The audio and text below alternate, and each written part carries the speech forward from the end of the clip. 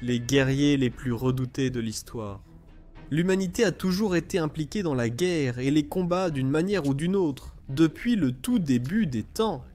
Au cours des innombrables conflits qui ont fait rage à travers le monde, certains groupes se sont forgés une réputation de férocité, de compétence et de dangerosité. Voici quelques-uns des groupes que vous ne voudriez certainement pas affronter sur le champ de bataille. Les Arditi. À l'époque de la Première Guerre mondiale, le temps des guerriers était révolu, remplacé par l'ère du soldat, un petit rouage dans une machine toujours plus industrialisée. Cependant, certaines unités incarnaient encore l'esprit du guerrier jusque dans l'ère moderne. Afin de briser l'impasse des tranchées, les chefs militaires italiens ont formé une nouvelle unité, conçue pour agir comme des troupes de choc afin de s'emparer des positions ennemies, en utilisant des tactiques agressives et audacieuses, frôlant l'imprudence. Connue sous le nom des Arditi, ce qui signifie les audacieux. Cette unité était composée de volontaires, souvent issus des troupes de montagne Alpini ou Bersaglieri, et contrairement aux troupes d'assaut d'Allemagne et d'Autriche-Hongrie, ils n'étaient pas considérés comme de l'infanterie, mais plutôt comme une branche distincte du service. Leurs unités, bien plus petites que l'infanterie classique, comptaient 4 officiers, 41 sous-officiers et 150 hommes. Comme la plupart des troupes d'assaut, ils comptaient davantage sur la rapidité et l'effet de surprise pour atteindre leurs objectifs. C'est ici que les similitudes prenaient fin. Bien qu'ils disposent d'armes modernes, comme une version allégée du fusil Carcano 1891, la carabine Moschetto, des mitrailleuses et des lance-flammes, leur armement principal restait les bruyantes grenades Tevno, conçues pour désorienter plus que tuer, chaque soldat en portant parfois jusqu'à 25. Ils portaient également un poignard de combat mortel. Ce couteau, très emblématique, figurait souvent sur des affiches de propagande, serrés entre les dents de l'Arditi lançant leurs grenades. Leur principale tactique consistait à avancer sous la couverture d'un barrage d'artillerie, qui, espérons-le, maintenait l'ennemi cloué au sol et incapable de riposter. Quand ils étaient assez proches, l'artillerie stoppait, et les Arditi lançaient leurs grenades sur l'ennemi caché, le trompant, en lui faisant croire que le barrage continuait. Avant que la poussière ne retombe, les Arditi sautaient dans les tranchées et combattaient au corps à corps. Leurs petits couteaux leur donnaient un avantage considérable sur leurs adversaires, qui maniaient des fusils longs et encombrants munis de baïonnettes. Leurs tactiques furent un succès retentissant. La première attaque des Arditi a eu lieu le 18 août 1917 sur le front de l'Isonzo. Au cours de l'opération, ils surprirent l'ennemi austro-hongrois et capturèrent 500 soldats ainsi que 8 mitrailleuses, tout en ne subissant que des pertes minimes. Grâce à leur statut d'élite, ils étaient transportés en train ou en camion, évitant les longues marches de l'infanterie, ce qui leur permettait de porter des charges plus légères et d'être plus rapides et mobiles. Ils recevaient également une rémunération plus élevée, n'avaient pas à servir dans les tranchées, et bénéficiaient dans l'ensemble de meilleures conditions de vie. Un système de primes offrait des récompenses financières pour la capture de soldats ennemis, le montant dépendant du grade du prisonnier. Cela avait cependant un coût, en raison de leur équipement léger. Ils étaient dévastateurs lors de l'assaut, mais n'avaient pas la capacité de tenir le terrain qu'ils avaient conquis. Les Arditi subissaient souvent 30% de pertes lors de leur mission, ce qui n'étonne pas pour une unité dont la devise est « Nous gagnons ou nous mourrons tous ». Salut à tous, c'est Chris. Vous avez probablement l'habitude de m'entendre pendant nos publicités. Mais maintenant, je veux parler de quelque chose d'un peu différent. Chaque vidéo que nous créons est bien plus que du contenu. C'est un mélange de recherche, de créativité et de passion pour l'histoire. Nous le faisons parce que nous croyons au pouvoir de l'histoire, à ses leçons, à ses récits et à sa capacité de rassembler tout le monde. Parfois, la réalité de gérer une chaîne YouTube présente des défis, comme la démonétisation occasionnelle, ce qui affecte la capacité à produire le contenu que nous aimons tous. Maintenant, nous nous tournons vers vous, notre incroyable public, pour vous demander votre soutien afin de maintenir cette chaîne, notre passion commune pour l'histoire, vivante et florissante. Rejoignez-nous sur Patreon et contribuez à la création et diffusion de notre contenu historique. En nous rejoignant sur Patreon, vous faites plus que soutenir notre contenu. Vous devenez une partie intégrante d'une communauté dédiée à la préservation et à la promotion de l'histoire. N'oubliez pas, chaque soutien compte vraiment. Si vous souhaitez en savoir plus sur la façon dont vous pouvez aider, veuillez suivre le lien ci-dessous. Merci comme toujours, pour votre intérêt et votre soif d'histoire. Les Gourkhas. Le nom Gourkha vient de la ville de Gorkha, au centre du Népal. Au XVIIIe siècle, Prithvi Narayan Shah unifia le Népal en conquérant les principautés voisines et devint le souverain de tout le pays. Les guerriers de ces régions sont collectivement appelés Gourkhas. En 1814, une expédition britannique au Népal a affronté les Gourkhas et a été impressionnée par leurs compétences et leur férocité. De même, les Gourkhas avaient un respect mutuel pour les Britanniques. Et lorsque le conflit s'est terminé en 1816, une clause a été incluse dans le traité permettant aux Gourkhas d'être recrutés dans l'armée de la Compagnie des Indes orientales, qui a finalement été intégrée à l'armée britannique. Ceci fut le début de l'un des plus grands partenariats de toute l'histoire militaire. Au fil des siècles, les Gourkhas ont combattu avec bravoure dans de nombreux conflits, dont plusieurs guerres en Asie centrale sous l'époque victorienne, restant loyaux à l'Empire britannique, même durant la révolte des Sipais, et figurant parmi les premiers envoyés pour réprimer les troubles en Inde, au Pakistan et en Afghanistan. Au XXe et XXIe siècle, les Gourkhas ont combattu durant les deux guerres mondiales, à Chypre, Bornéo, au Malouines, en Irak et en Afghanistan dans la guerre contre le terrorisme. Les armes utilisées par les forces Gourkhas ont évolué au fil des siècles, passant des mousquets à silex aux armes à feu modernes, mais un élément constant de leur arsenal reste le célèbre couteau Kukri. Cette lame courbe de 38 à 46 cm portée par tous les Gourkhas a souvent servi contre des ennemis malchanceux à sa portée. Selon certains, il existerait une croyance, selon laquelle, une fois dégainé, un Kukri ne peut pas être rengainé avant d'avoir goûté au sang, même celui de son propriétaire. Cependant, il s'agit là d'une exagération, car le couteau est en réalité bien plus souvent utilisé pour la préparation des aliments que pour verser le sang. D'après la plupart des témoignages, les Gourkhas sont amicaux et affables en dehors du champ de bataille, ce qui leur a valu le surnom de guerriers joyeux. Mais une fois au combat, ils deviennent des adversaires implacables. Leur devise « Mieux vaut mourir que d'être lâche » s'est souvent vérifiée. Au fil des années, les Gourkhas ont remporté 13 croix de Victoria, la plus haute distinction pour bravoure dans l'armée britannique, ainsi qu'innombrables autres décorations. Aujourd'hui, les Gourkhas font toujours partie intégrante de l'armée britannique, et un grand nombre d'entre eux servent également dans l'armée indienne.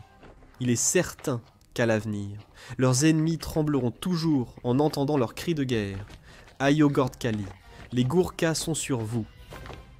Guerriers zoulous. Au début du XIXe siècle, sous la direction du puissant roi Shaka, le peuple zoulou a forgé l'un des royaumes les plus puissants d'Afrique. Leur puissance militaire leur a permis de conquérir leurs voisins et de s'imposer comme un adversaire majeur à la colonisation européenne en Afrique australe.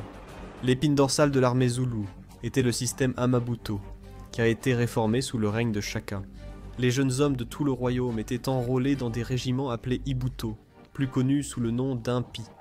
Ces unités vivaient dans leurs casernes, portaient les mêmes ornements décoratifs, comme des plumes ou fourrures, pour se distinguer des autres impis, et étaient commandés par des guerriers plus âgés servant d'officiers.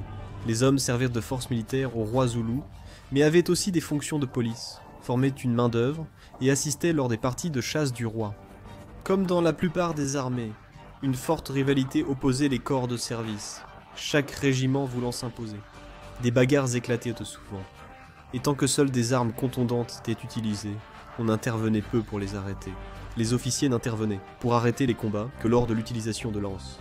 Lors d'un incident, 2 régiments se sont affrontés, causant 70 morts et de nombreux blessés. La partie la plus emblématique de l'équipement zoulou était le bouclier.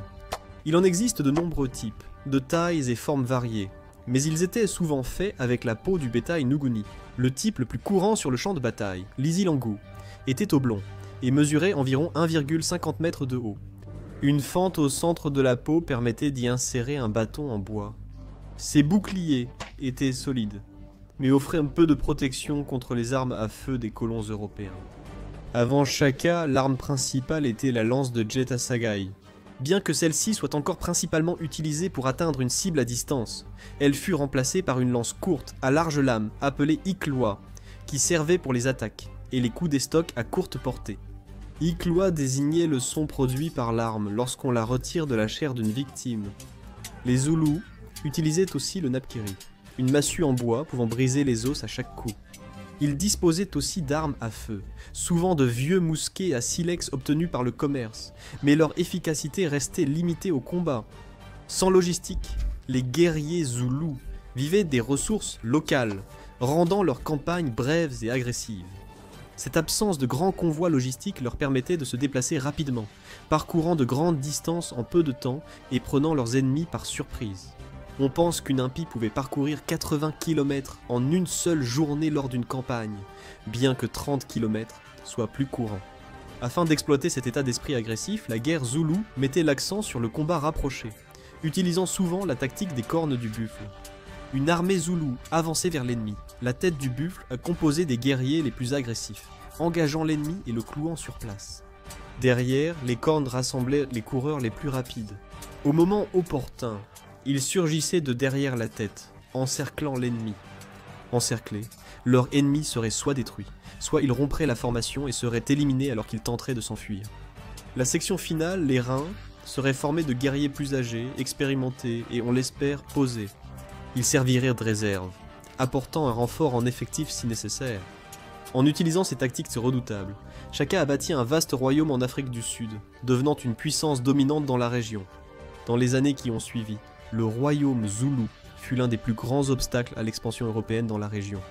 En 1879, la bataille d'Isandlwana a vu une armée zoulou anéantir une force britannique. La rapidité de l'avancée zoulou a submergé les Britanniques, dont la formation en ordre dispersé les a rendus vulnérables au combat rapproché, dans lequel les Zoulous excellaient, leur infligeant la pire défaite jamais subie par une puissance coloniale face à une force indigène. Aujourd'hui, les Zoulous constituent le plus grand groupe ethnique d'Afrique du Sud, représentant environ 60% de la population. Les Comanches.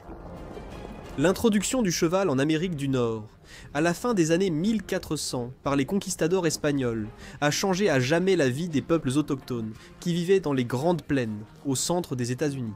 Aucune tribu n'a utilisé le cheval de manière plus efficace ni combattu avec plus de férocité à cheval que les Comanches, dont la bravoure au combat leur a valu le surnom de seigneurs des plaines. Les Comanches étaient autrefois membres des Shoshones et vivaient dans l'actuel Wyoming.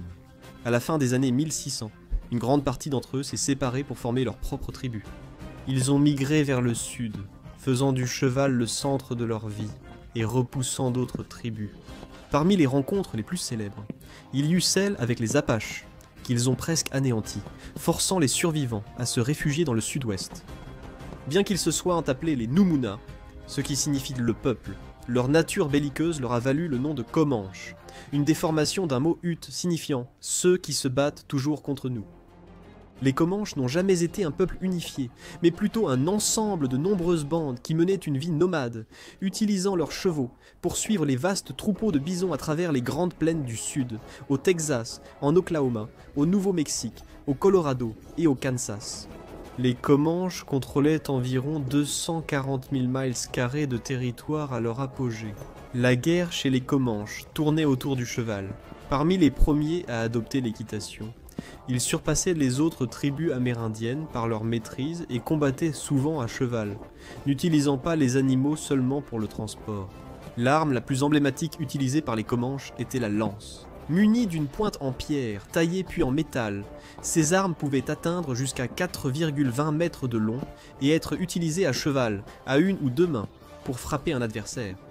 L'utilisation d'une telle arme était une démonstration de bravoure, car l'utilisateur devait réduire la distance plutôt qu'attaquer à longue portée. Ils utilisaient aussi des arcs, massues en pierre ou en os, haches, couteaux en pierre puis en métal, et enfin des armes à feu. Ils utilisaient également des boucliers en peau. Le raid était une tactique privilégiée des Comanches. Ils se jetaient sur leurs cibles en utilisant leurs chevaux pour parcourir de longues distances rapidement. Les attaques étaient brutales. Les résistants étaient tués, tandis que jeunes femmes et enfants étaient capturés. Les récits sont peut-être exagérés, mais ils torturaient souvent leurs captifs et les utilisaient donc comme esclaves, forgeant ainsi leur réputation redoutable. Les Comanches, très féroces, étaient l'un des principaux obstacles à l'expansion des territoires espagnols et français. Ils ont mené de nombreuses guerres contre les Mexicains, les Texans et plus tard les États-Unis, résistant farouchement à toute intrusion sur leur territoire. Au milieu du 19e siècle, Plusieurs guerres opposèrent les États-Unis aux tribus autochtones. Parmi les conflits les plus violents avec les colons, leur mode de vie nomade les protégeait d'un encerclement et d'une défaite décisive. Malgré leur courage, ils ont été vaincus et contraints de vivre dans des réserves, mettant fin à leur vie nomade. Aujourd'hui, environ 10 000 Comanches vivent surtout en Oklahoma, mais aussi au Texas, au Nouveau-Mexique et en Californie. Les Maoris. Les Maoris sont arrivés en Nouvelle-Zélande vers le XIVe siècle, devenant ainsi les premiers habitants des îles.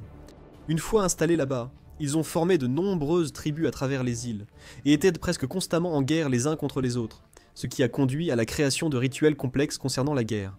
Le combat figure même dans leur mythe fondateur, où les descendants des premières divinités s'affrontent, et où le panthéon compte de nombreux dieux de la guerre. Les clans se battèrent les uns contre les autres pour diverses raisons, notamment pour la terre et les ressources, pour venger des insultes ou pour accroître le mana ou la puissance spirituelle. Les villages étaient souvent la cible d'attaque, et par conséquent, étaient fortifiés en structures défensives appelées pas, composées d'anneaux concentriques de terrassement et de palissades en bois. Pendant les saisons de guerre, les tribus envoyèrent des groupes de guerriers, qui comptaient souvent entre 100 et 140 hommes. Un chef de guerre dirigeait et motivait les hommes en combattant en première ligne, tentant de vaincre le champion adverse le plus fort pour obtenir plus de mana. Le chef se trouvait au centre de l'action. S'il était tué, le reste de ses guerriers s'enfuirait.